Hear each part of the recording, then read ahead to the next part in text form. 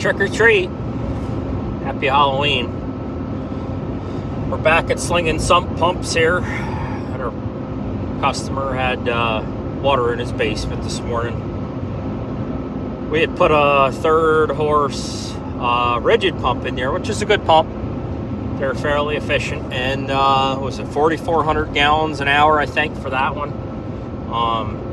But the depth of that pit isn't very deep, so it doesn't give you a lot of protection or buffer when you get a big storm. He had over 2.5 inches of rain there today, so that's a lot of water to keep up with.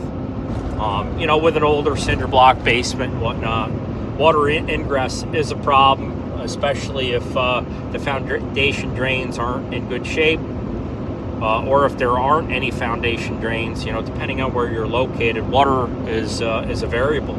So the only thing you can take into account is how much rainfall you had, and if the pumps are keeping up or not. And they were almost keeping up there. It was just coming over the floor a little bit, but that's got a finished basement there, so he's got dehumidifiers going and fans and whatnot, but he'll be okay. We wound up replacing one of the old pedestal pumps with a newer high-efficiency Liberty pump, which is pretty lightweight, but I believe it's a permanent split capacitive motor in them.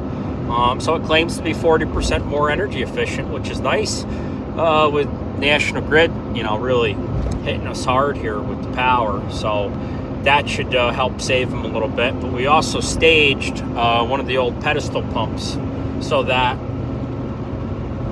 there's 30% more pumping capability to keep that water from coming over the pit.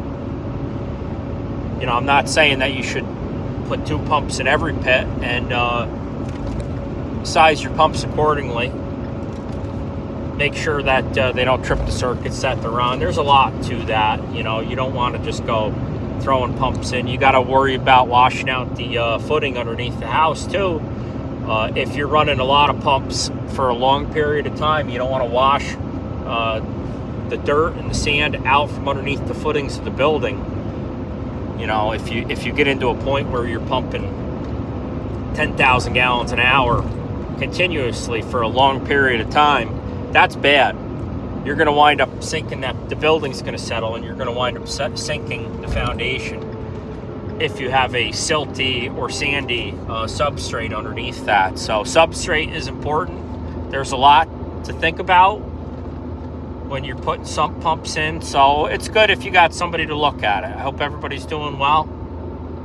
Trick or treat, happy Halloween.